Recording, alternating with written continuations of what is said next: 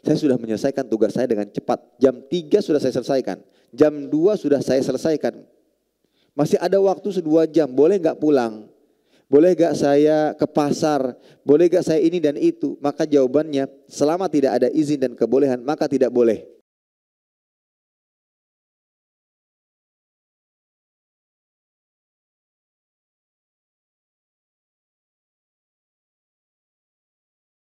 Bismillahirrahmanirrahim. Assalamualaikum warahmatullahi wabarakatuh. Innal hamdalillah nahmaduhu wa nasta'inuhu wa nastaghfiruhu wa nastahdihi wa natubu ilaih. Wa na'udzu billahi min syururi anfusina wa sayyiati a'malina. Man yahdihillahu fala mudilla lahu wa man yudlilhu fala hadiya lahu. Asyhadu an la ilaha illallah wahdahu la syarika lahu wa asyhadu anna Muhammadan abduhu wa rasuluh la nabiyya wa la rasula ba'dah. قال الله عز وجل يا أيها الذين آمنوا اتقوا الله حق تقاته ولا تموتن إلا وأنتم مسلمون يا أيها الناس اتقوا ربكم الذي خلقكم من نفس واحدة وخلق منها زوجها وبث منهما رجالا كثيرا ونساء واتقوا الله الذي تساءلون به والأرحام إن الله كان عليكم رقيبا يا أيها الذين آمنوا اتقوا الله وقولوا قولا سديدا يصلح لكم أعمالكم ويغفر لكم ذنوبكم ومن يطع الله ورسوله فقد فاز فوزا عظيما أما بعد فإن أصدق الحديث كتاب الله وخير الهدي هدي محمد صلى الله عليه وسلم وشر الأمور محدثاتها فإن كل محدثات في الدين بدعة وكل بدعة ضلالة وكل ضلالة في النار عياذا بالله من النار.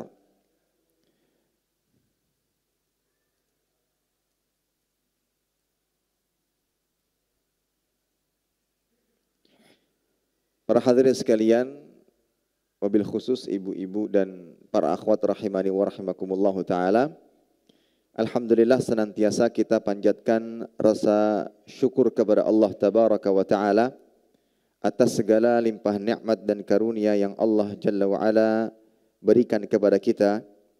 Salawat dan salam senantiasa selalu kita berikan kepada Nabi kita yang mulia Nabi Muhammad sallallahu alaihi wasallam beserta kerabat beliau, para sahabat dan orang-orang yang senantiasa terus-menerus berada di jalannya sampai hari kiamat kelak. Para hadirin sekalian, wabil khusus ibu-ibu dan para akhwat rahimani wa rahimakumullah ta'ala, melanjutkan pembahasan syarah Kitabul Jami' min Bulughil Maram, dan kita masih membahas hadis yang ketiga pada bab atau pada pembahasan seputar albir wassilah, berbuat baik dan menyambung silaturahim. Dan kita masih pada pembahasan hadis yang ketiga, yaitu perbuatan-perbuatan yang diharamkan oleh Allah Tabaraka wa Ta'ala. Yang pertama adalah uququl ummahat, durhaka kepada seorang atau kepada ibu. Kemudian wa'dal banat, mengubur anak perempuan hidup-hidup. Wa man'an wahad, kemudian hanya sekedar bisa menuntut sementara tidak menunaikan hak orang lain.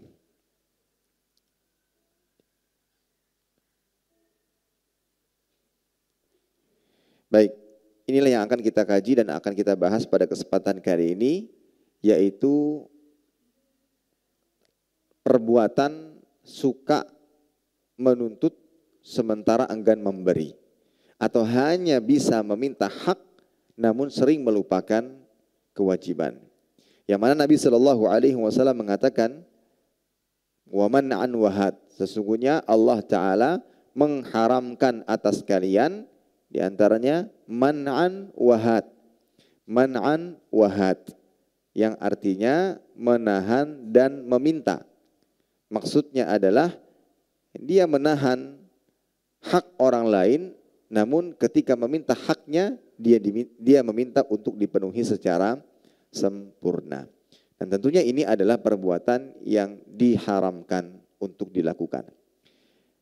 Penulis Hafizahullah Ta'ala mengatakan, arti menahan yaitu menahan perkara-perkara wajib yang harus dia lakukan. Seperti diantaranya yang pertama zakat, merupakan hak orang-orang miskin yang seharusnya dia tunaikan tapi tidak ditunaikan.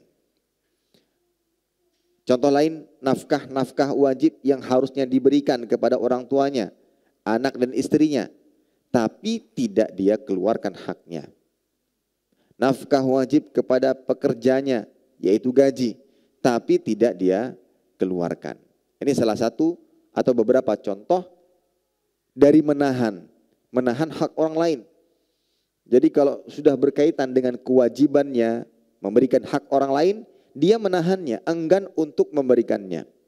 Sementara wahat meminta, ya dia menjadi orang yang paling semangat meminta dan menuntut haknya dengan sempurna meskipun kewajibannya tidak dia jalankan sebaik-baiknya. Penulis mengatakan, arti meminta yaitu dia hanya meminta. Hak orang lain tidak diberikan. Sementara dia menuntut haknya, bahkan sampai menuntut perkara-perkara yang bukan haknya. Ada banyak model orang yang hanya menuntut tapi lupa bahwasanya dia juga punya tanggung jawab yang harus ditunaikan. Di antaranya, betapa banyak suami yang hanya pintar menuntut haknya, akan tapi hak-hak istrinya banyak yang terlalaikan. Sebaliknya, ada juga istri yang hanya pandai menuntut suaminya, sementara hak suaminya untuk dipatuhi diabaikan. Betapa banyak rakyat yang pandai menuntut hak kepada pemerintah, namun kewajibannya kepada pemerintah ia abaikan. Demikian pula sebaliknya. Oleh karena itu hendaknya kita jangan hanya pandai menuntut hak, tetapi kita juga harus pandai memenuhi kewajiban-kewajiban kita sebagai seorang hamba. Baik para hadirin rahimani wa rahimakumullah ta'ala, perbuatan ini masuk dalam ancaman Allah tabaraka wa ta'ala sebagaimana disebutkan dalam surat Mutaffifin ayat 1 hingga ke 5. Yang mana Allah Ta'ala mengatakan, wailul lil mutaffifin alladzina idza iktalu 'alan nasi yastawfun wa idza kaluhum aw wazanuhum yukhsirun ala yadhunnu ulaika annahum mab'utsun liyaumin 'azim.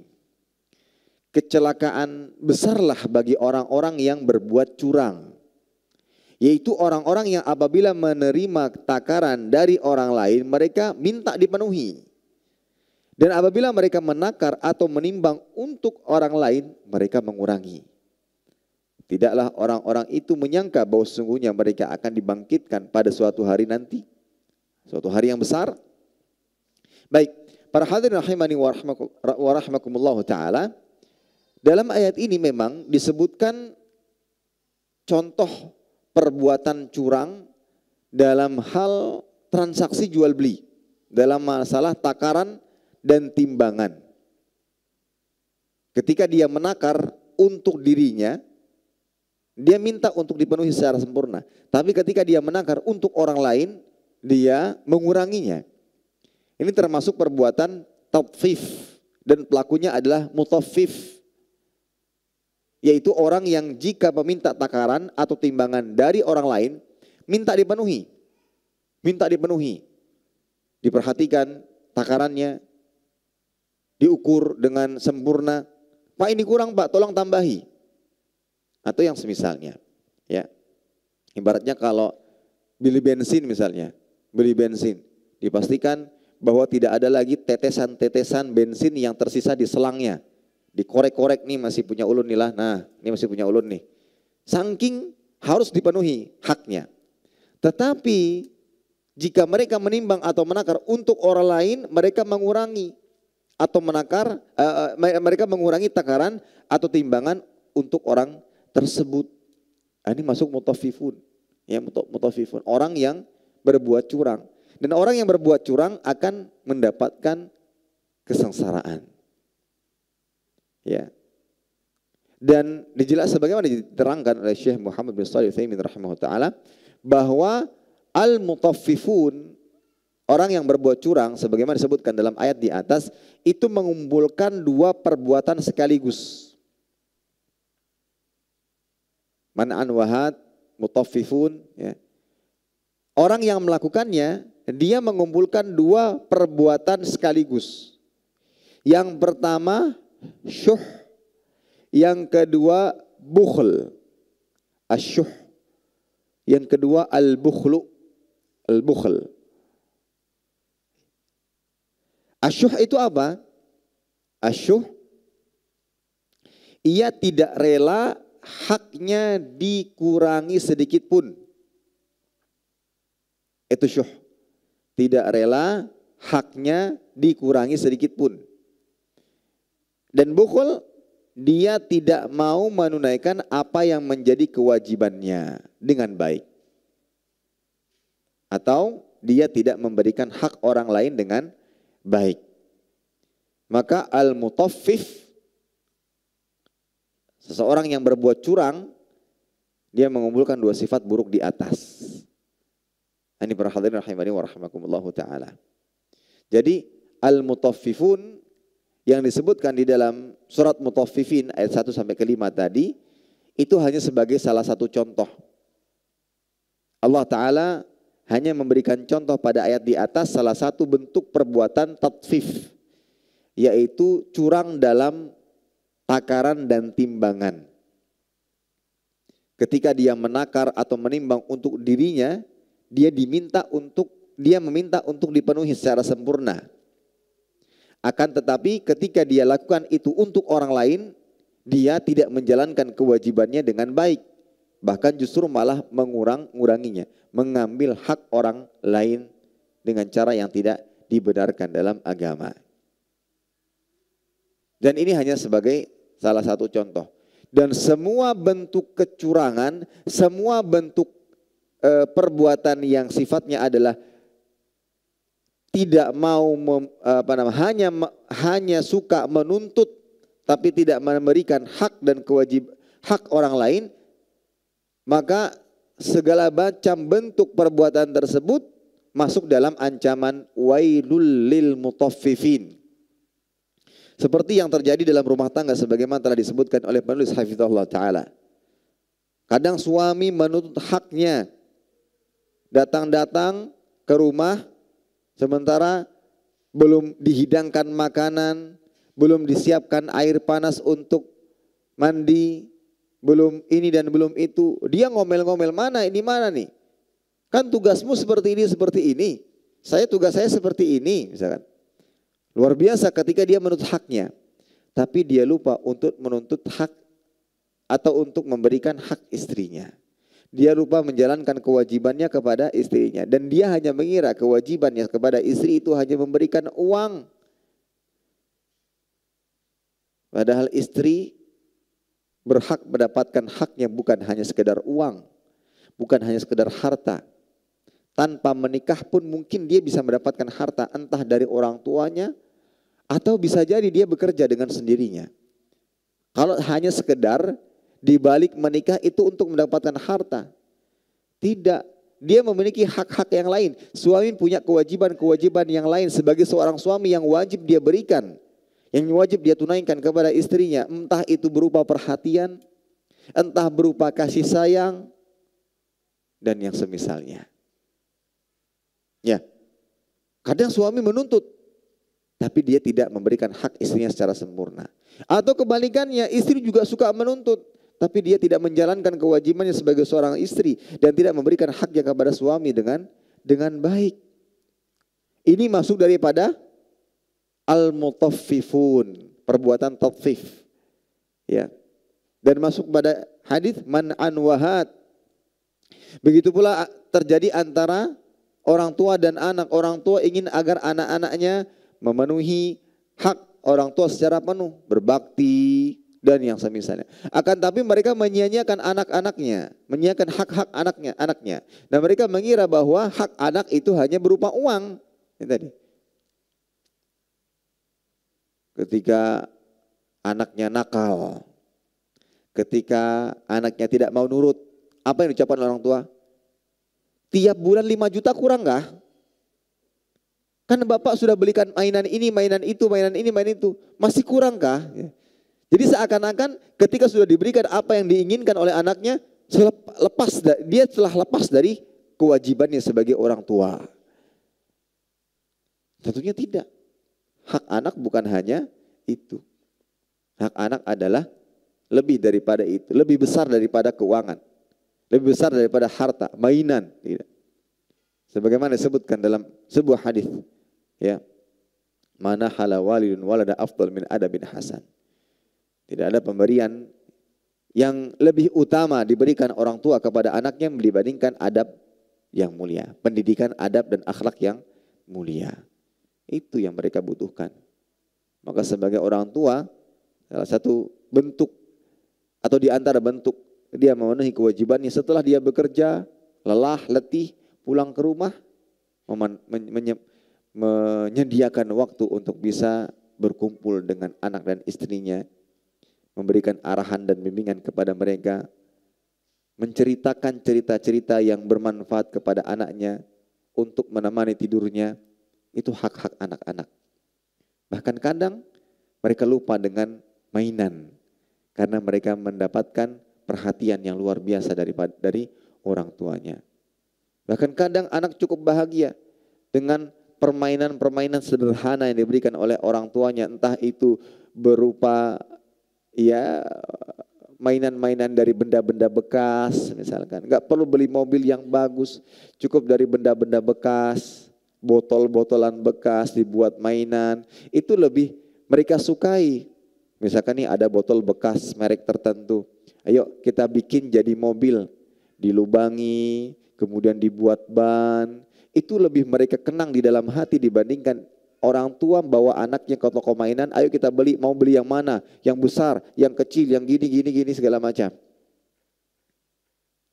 Karena dia mendapatkan sesuatu yang lebih daripada itu semua. Itu haknya sebagai anak mendapatkan perhatian dari orang tuanya. Ini juga termasuk. Ya. Ada sebagian orang yang hanya memperhatikan haknya tapi tidak mempedulikan hak orang lain. Ya. Baik para hadirin rahimani wa rahimakumullahu ta'ala. Salah satu yang sering kali terjadi di antara kondisi atau keadaan yang di dalamnya sering kali terjadi man'an wahad, ya, hanya bisa menuntut hak tetapi tidak bisa memberikan hak orang lain. Itu seringkali terjadi dalam dunia pekerjaan. Seringkali terjadi dalam dunia pekerjaan. Salah satu contoh jam kerja. Salah satu contoh jam kerja. Ya. Padahal sudah ditetapkan, hanya saja tidak ditunaikan sebagaimana kesepakatan yang ada. Masuk terlambat, pulang cepat. Masuk terlambat, pulang cepat. Atau yang disebut dengan fenomena korupsi waktu. Ini juga termasuk di dalam sabda Nabi SAW, man'an wahad. Yang mana Nabi SAW mengharamkan perbuatan tersebut. Imam An-Nawawi rahimahullah mengatakan, annahu naha ayyamna ar-rajula ma tawajjah ilaihi minal hukuk au yatlub ma la yastahiquhu. Rasulullah SAW melarang seorang tidak melaksanakan kewajiban yang ada padanya atau menuntut apa yang bukan menjadi haknya. Ya.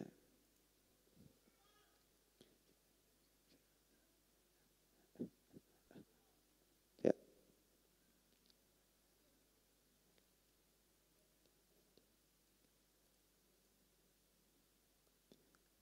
Nah, ini salah satu fenomena yang terjadi. Salah satu fenomena yang terjadi.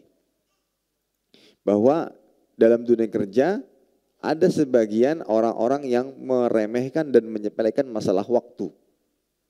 Masuk kerja, waktu, pulang kerja. Atau bahkan ada yang sering bolos. Bolos kerja tanpa izin. Menggunakan waktu jam kerja untuk bermain dan yang semisal. Tanpa ada izin dan tanpa ada kebolehan dari atasan. Bahkan para hadirin rahimani wa rahimakumullah ta'ala, termasuk perkara yang dilarang dalam pekerjaan adalah memanfaatkan waktu-waktu kerja untuk ibadah-ibadah sunnah. Nah, ini termasuk ibadah-ibadah sunnah. Dilarang selama tidak ada izin dari atasan atau pimpinan tertinggi. Ini termasuk bagian daripada man'an wahad. Kenapa? Karena ada sebagian orang yang dalam hal atau dalam rangka menjalankan kewajiban, dia banyak melalaikan. Seperti diantaranya adalah tadi, masuk kerja terlambat. Kemudian sudah terlambat, pulangnya cepat. Masih untung jika seandainya masuk kerja terlambat, tapi pulangnya dia terlambat untuk membayar keterlambatan ia masuk kerja. Mungkin dia masuk kerjanya karena ada urusan tertentu sehingga dia terlambat masuk kerja, tidak sesuai dengan waktu yang ada. Ya. Tapi ada sebagian orang ketika dia terlambat kerja, pulang cepat kerja dari waktu kerjanya. Nah, ketika urusan menuntut haknya, dia menjadi orang yang pertama. Misalkan diumumkan mukafaah turun setiap jam sekian. Tanggal 1 jam 8 pagi semua sudah mendapatkan mukafaah atau gajinya masing-masing. Terlambat 1 menit, 2 menit. Bingung dia. Kenapa kok belum masuk-masuk? Tanya ke sana kemari. Padahal mungkin ada kesalahan sistem atau yang semisalnya. Dia lupa dalam hal memberikan hak orang lain, dalam hal ini adalah tempat kerja yang mempekerjakannya. Dia melalaikan, masuk kerja terlambat. Dan kalau masalah urusan pulang kerja paling cepat. Ya. Ini tentunya secara etika kerja tidak benar. Dan di sisi lain tidak dibenarkan dalam agama Islam. Ini bagian daripada man'an wahad. Ya. Kenapa? Karena tadi para hadirin rahimani wa rahimakumullah ta'ala, ketika kita bekerja di sebuah perusahaan tertentu atau tempat kerja tertentu, dari jam sekian sampai jam sekian itu adalah waktu yang telah dibeli dan telah dimiliki oleh pemberi kerja. Masuk kerja dari jam 8 sampai jam 6 sore. Maka 8 jam 6 sore dari hari ini sampai hari ini, waktu itu adalah waktu milik orang lain, bukan waktu pribadi kita. Ya. Bukan waktu pribadi kita. Maka apapun yang kita lakukan harus berdasarkan kesepakatan, harus berdasarkan izin dan persetujuan di waktu-waktu tersebut. Misalkan saat kita mau masuk kerja, melamar pekerjaan dan hendak tanda tangan kontrak. Bayangkan, Pak, saya kan kerja di sini Pak dari jam 8 sampai jam 4 sore. Nah, nanti sekiranya kalau saya sakit perut boleh gak ke belakang? Oh itu jelas, gak apa-apa itu. Oh sudah, boleh. Nanti kalau seandainya gini dan gini bagaimana Pak? Ada gak jam istirahat Pak untuk saya makan? Oh ada. Tanyakan. Ya, tanyakan. Pak kalau liburan pas waktu libur nasional misalkan, libur tanggal merah, itu bagaimana? Apakah apakah rincian mukafa, tunjangan, transportasi itu dikurangi atau tidak? Ataukah saya mendapatkan yang sempurna? Kamu dapat yang sempurna atau kamu mungkin dikurangi? Baik Pak, kalau lembur bagaimana Pak? Lembur gini-gini dan gini. Semua tertuang di dalam kontrak, disepakati dan kemudian dijalankan. Ada sebagian yang tadi dia tidak masuk sesuai dengan kesepakatan. Padahal semestinya dan sejatinya waktu antara jam sekian sampai jam itu sudah dibeli. Maka tidak boleh kita lakukan apapun juga kecuali apa yang telah disepakati, yaitu untuk bekerja. Kenapa? Karena nantinya kita akan mendapatkan hak kita sepenuhnya, seutuhnya. Oleh karena itu dijelaskan oleh para ulama di saat kerja nih. Di tengah-tengahnya boleh nggak kita melakukan untuk masalah pribadi kita? Maka jawabannya tidak boleh. Meskipun itu ibadah sunnah. Meskipun itu ibadah sunnah. Ya.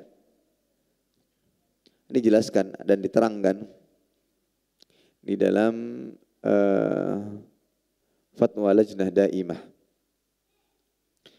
Beliau mengatakan al-aslu anna nawafil fil buyut liqauli sallallahu alaihi wasallam afdal salatil mar'i fi baitihi illa al-maktubah. Wa qauluhu sallallahu alaihi wasallam ij'alu min salatikum fi buyutikum wa la tattakhidhu qubura muttafaqun alaih. Wa ala hadha fala yanbaghi lil muwazzaf an yu'attil al-amal alladhi huwa wajibun alaihi li ajli nafilah li'anna salat ad-duha sunnah fala yutraku wajibun li ajli sunnah wa yumkin lil muwazzaf an yusalli al-duha fi baitihi qabla an ya'tiya lil amal ba'da irtifa'i syams qadar ramh ay ba'da khuruji waqtin nahi wa yaqdir dhalika ba'da syuruqi syams bi rubu'i sa'ah taqriban. Nah, beliau ditanya atau ada pertanyaan yang diajukan kepada dalam fatwa lajnah daimah tentang bolehkah salat duha di sela-sela waktu kerja. Maka beliau mengatakan ada 2 poin. Yang pertama, beliau menjelaskan tentang bahwa salat sunnah itu lebih baik dilakukan di mana? Di rumah. Kita berikan jatah rumah untuk didirikan salat. Itu dengan salat-salat sunnah. Kemudian beliau menjelaskan tidak layak bagi seorang pegawai untuk menghentikan pekerjaannya yang mana ia wajib atasnya untuk perkara sunnah. Meninggal kewajib untuk perkara sunnah itu tidak boleh. Karena salat duha sunnah. Maka tidak boleh dengan sebab sunnah meninggalkan perkara yang wajib. Seperti memenuhi hak pemberi kerja. Ya. Dan memungkinkan baginya untuk salat duha atau ibadah sunnah lain di rumah. Sebelum dia berangkat kerja. Ini para hadirin rahimani wa rahimah. Bahkan ibadah sekalipun tidak boleh dilakukan saat-saat kerja.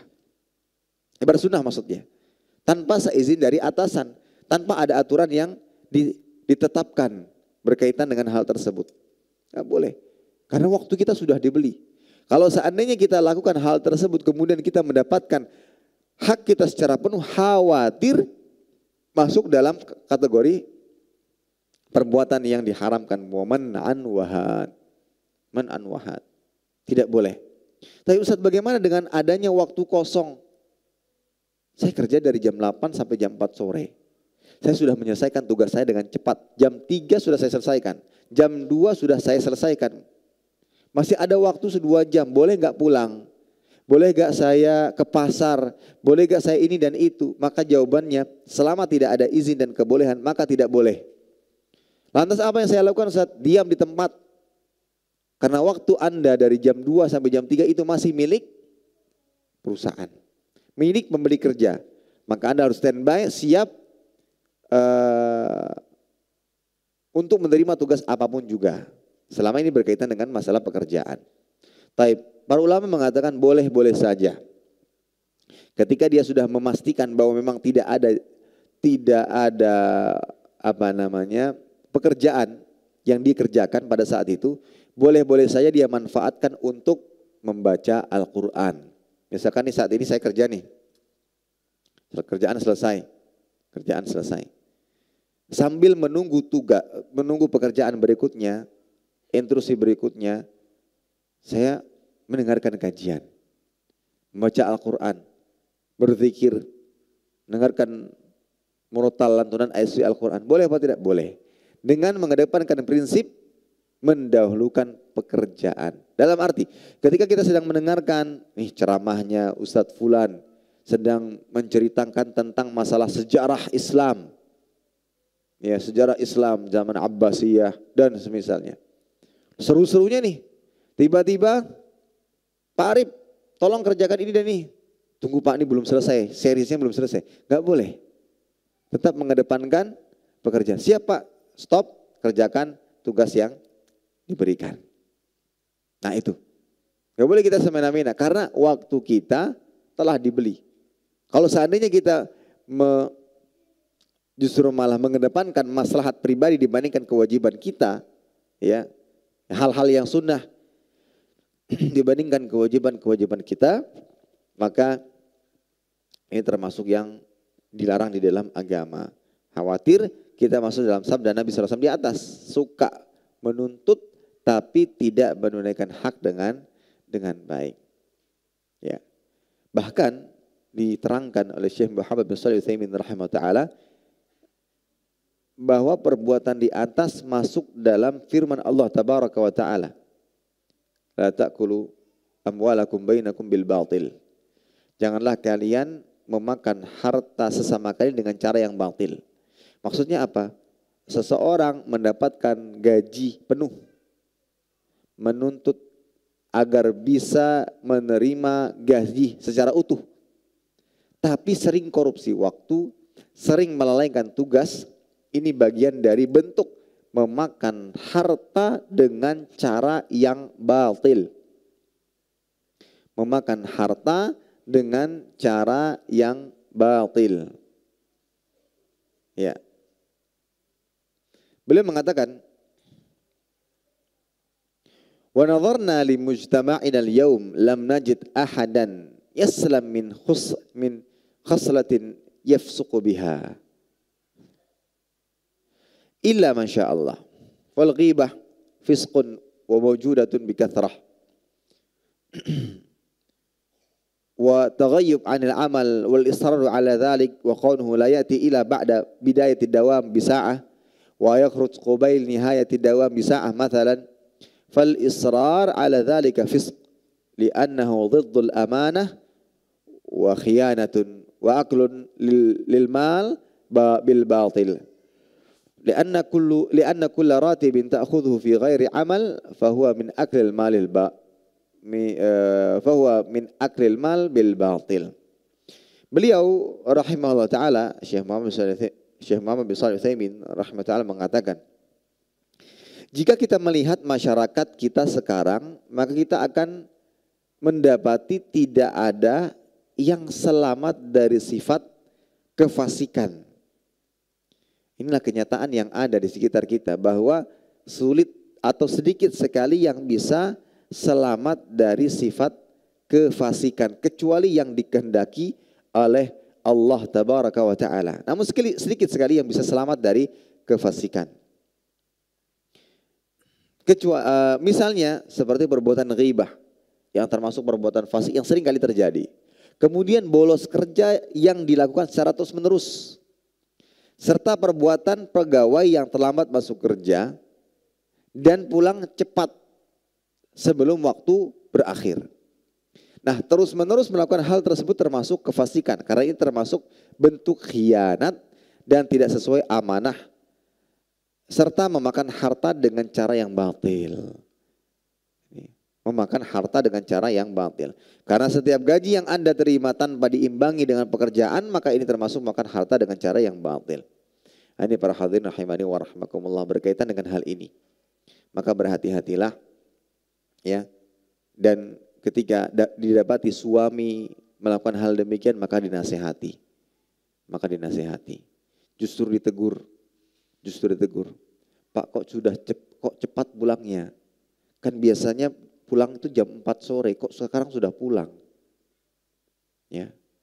Enggak ada kerjaan juga. Sudah izin apa belum, Pak? Tanyakan. Justru malah, yes, pulang cepat. Ya memang senang sebagai istri, suaminya pulang cepat, yes, pulang cepat. Padahal suaminya bolos. Ya. Itu akan berpengaruh kepada mukafaah atau gajinya yang nantinya kita akan makan itu sebagai istri dan anak. Justru sebagai istri yang sudah memahami akan hal ini, menyampaikan, menasihati. Pak, tolong amanah Pak ya. Misalkan. Tapi hati-hati kalau menyampaikan, terkadang suami nggak suka digurui. Ketika waktu santai, ngobrol, ya, ini sudah mau telat masuk kerja, diingatkan, Pak, ini sudah jam sekian, itu pakaian sudah disetrika, celana sudah disetrika, makanan sudah disiapkan, sarapan kesukaan sudah disiapkan, sudah dibuatkan teh, kopi, semua yang pian mau sudah disiapkan di atas meja, sepatu sudah disemir, Masya Allah tuh istri idaman. Motor sudah dipanasi, motor sudah dipanasi, sudah ulun cuci motornya tuh mengkilap sudah, ya itu istri idaman sekali. Tadi bannya kempes sudah ulun kompai, sudah semua diingatkan. Ayo Pak, jangan terlambat Pak. Ini berkaitan dengan keberkahan harta yang kita dapatkan. Ya, masuk Pak. Bukan Pak ya panggilan ya, mungkin panggilan sayang ya. Ayo siap-siap. Perlu juga ulun mandi, aduh sahlo. Ulun mandi anak, biar mandi sorangan. Ayo Pak, ayo cepat Mas, cepat. Kita ingatkan, kenapa? Karena ini berkaitan dengan hak dan kewajiban sebagai seorang pegawai. Nanti ketika pulang kerja, kenapa pian pulang terlalu cepat dari jam biasanya? Kan jam 4 pulangnya, kenapa jam 3 sudah di rumah? Tanyakan. Ya. Tapi lihat waktu, lihat kondisi. Jangan sampai suami lagi merangut-rangut, mungkin ada masalah tertentu, kita sudah nasihati, kita udah omeli ya. Ya, semakin besar perkaranya nanti ketika sudah santai, ngobrol santai, mungkin sudah di atas kasur bersama, ngobrol santai, lampu sudah dimatiin, barang waktu 5 menit ngobrol, bisa disampaikan. Ini berkaitan dengan hak kewajiban, karena ini mempengaruhi keberkahan harta yang didapatkan. Ya, ya. Jangan justru ya, yes pulang cepat, masuk jam 8, pulang jam 10, yes pulang cepat, jangan-jangan dipecat waliyadzubillah. Ya kan? Justru ditanyakan kenapa pulang cepat gitu. Ini berkaitan dengan apa? Dengan menunaikan kewajiban dan menerima hak. Ini penting sekali. Dan ini perlu disampaikan kepada para istri agar bisa menasehati pasangan hidupnya yang sedang bekerja. Kadang manusia seperti itu ya. Ya, mungkin terbawa oleh lingkungan. Enggak apa-apa kok, biasa sudah, ini di kantor seperti ini biasa misalnya. Ya. Itu banyak aja yang pulang duluan enggak dipermasalahkan. Hati-hati, jangan sampai adat, memang ada istilah adat muhakkamah, ada dijadikan acuan hukum. Tapi dengan catatan tidak menyelisihi aturan, tidak menyelisihi syariat. Jangan dijadikan, ini sudah biasa di kantor pulang cepat, itu sudah biasa, enggak apa-apa kok, enggak apa-apa. Gitu. Nggak boleh. Jangan dijadikan sebagai acuan ketika itu menyelisihi syariat. Menyelisihi syariat. Dan perlu dibedakan, dijelaskan oleh para ulama. Dibedakan antara kerja di tempat swasta dengan kerja pemerintahan. Kalau kerja di tempat swasta, ia tergantung pemiliknya. Pak, misalkan dia sebagai atasan menelpon kepada bawahannya, kita buka toko jam 10 lah. Atau jam 11 lah, hari ini dulu nak ke pasar, nak guring dulu nah, misalnya. Ya terserah, dia pemilik tokonya kok. Dia pemilik perusahaannya, misalnya.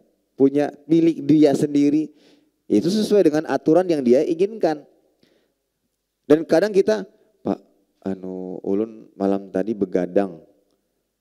Tadi bangun kesungsungan, ini awak uyuh, bolehlah ulun izin guring, anak mau tidur misalnya, izin tidur. Ya nggak apa-apa. Ya silahkan saja, itu.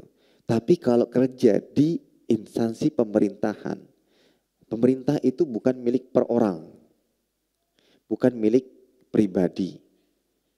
Kita sedang selain mendapatkan amanah dari Allah Tabaraka wa Ta'ala untuk memimpin, tapi untuk mengatur, untuk mengurus, untuk melayani, di sana juga ada amanah dari rakyat.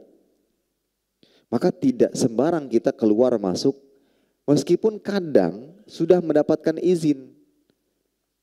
Kenapa? Karena di sana ada acuan, ada aturan ketenaga kerjaan terkait urusan izin mengizin, keluar masuk, ada aturannya. Karena kadang gini, atasan dengan bawahannya ini friend, teman futsal, teman mancing, teman ini. Akhirnya, anak pulanglah, ulun belik lah, ayo belik ya. Gampangnya kena ulun suruh yang lain. Ini nggak ada urusan, nggak ada hajat mendesak, nggak ada apa-apa yang berat, nggak ada darurat. Pulang-pulang aja gitu seenaknya. Meskipun dengan alasan sudah dapat izin. Nah, ini masalahnya, ini lembaga pemerintah yang diatur oleh aturan yang berlaku, yang tertulis dan tercatat, nggak bisa seenaknya gitu. Nanti ujung-ujungnya ketika dapat gaji dia menuntut hak yang sempurna, sementara dia tidak menjalankan kewajibannya secara baik, maka wan an wahad masuk dalam hadis ini.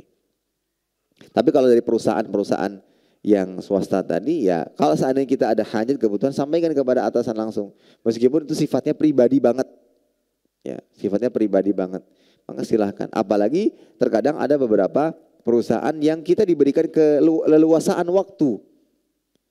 Kenapa? Karena perusahaan itu hanya menuntut kualitas kerja misalkan. Ya, saya nggak mau tahu kamu masuk jam berapa kayak apa. Yang jelas kerjaan selesai. Setiap saya minta harus selesai. Ini selesai. Ya sudah sesuai dengan kesepakatan yang ada. Ini para hadirin rahimani wa rahimakumullah ta'ala. Nah, hal ini penting untuk diketahui terutama untuk para ibu-ibu, para istri, ya. Entah yang sudah berstatus sebagai seorang istri atau belum, dan ini juga bagi bekal ilmu mereka nantinya. Ya, sebagai bentuk bekal nantinya. Atau bisa jadi ketika ada yang ta'aruf, ya, pertanyaan yang diajukan, kamu sudah kerja? Sudah. Masuk kerja jam berapa? Jam 7. Pian masuknya jam berapa? Jam 10. Ini berarti hati-hati. Kadang orang kalau sudah tidak terbiasa menunaikan amanah dengan baik, itu bisa membahayakan rumah tangganya. Karena khawatir dia tidak menjalani amanahnya sebagai seorang suami. Ya, karena itu juga merupakan kewajiban bekerja memenuhi tugas yang diberikan. Taib. Poin yang kedua, contoh yang kedua, yang perlu juga diketahui adalah ini berkaitan dengan pekerja. Sekarang berkaitan dengan memberi kerja. Nah, kadang ada orang yang memberi kerja ini tidak memberikan hak pekerjanya. Tidak memberikan hak pekerjanya. Ya. Dia sudah bekerja dari jam sekian sampai jam sekian, namun dia tidak memberikan hak pekerjanya, baik tidak memberikan sama sekali atau mengurangi hak pekerja dengan alasan yang tidak dibenarkan. Kamu saya kurangi ya, maka hati-hati nih.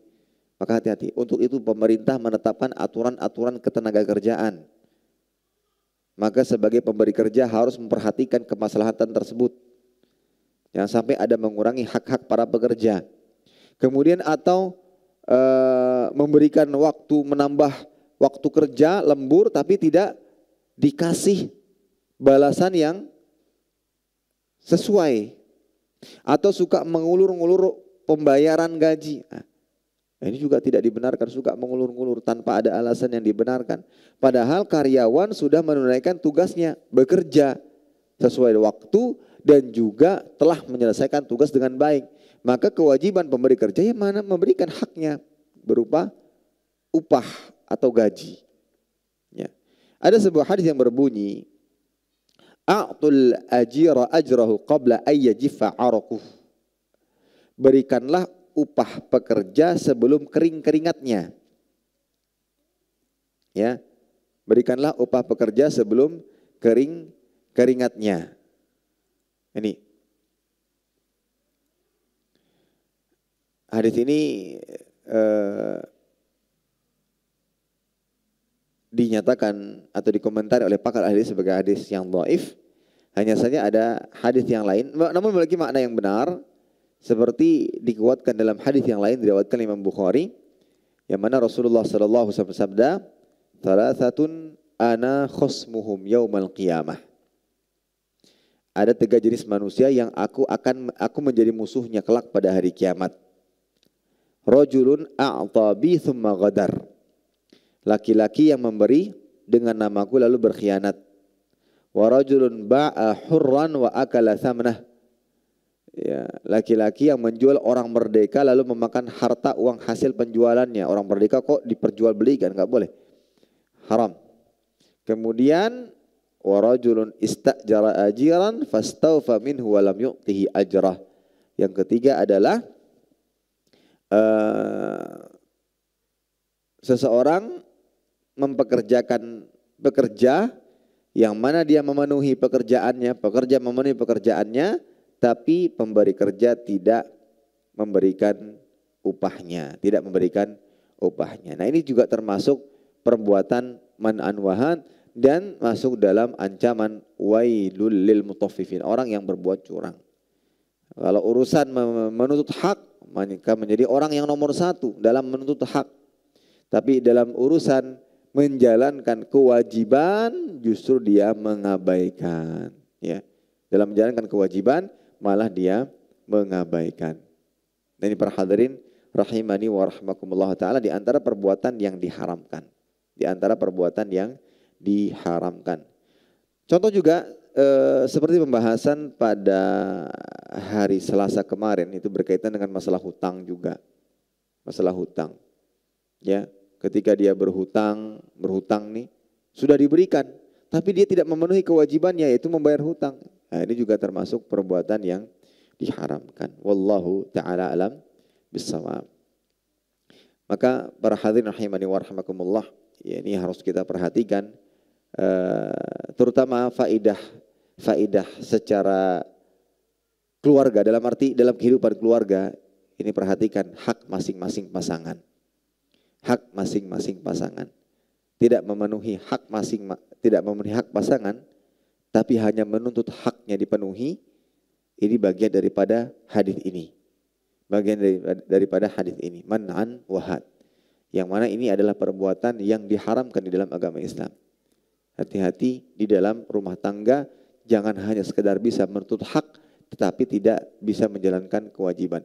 Wajar saja dan boleh saja ketika kita merasa hak kita belum dipenuhi, kita menanyakan kepada pasangan kita.